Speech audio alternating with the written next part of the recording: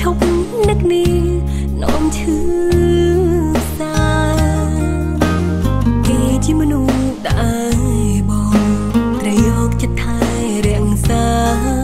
ស្នេហាបងហើយនឹងអូនបំភ្លេច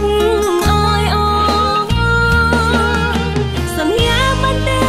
កុំអោយគេស្គាល់ពីងបានព្រោះពេលដែលបាយមិនតាឈឺចាប់មៀងគត់តែជាអ្នកកំដរ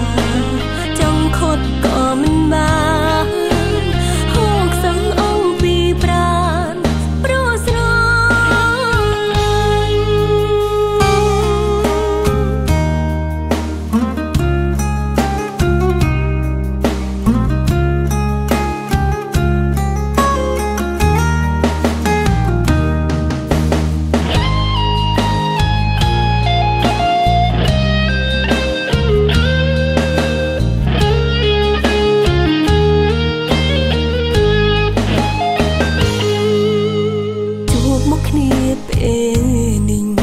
ទុកត្រឹមមនុស្សធ្លាប់ស្គាល់គ្នា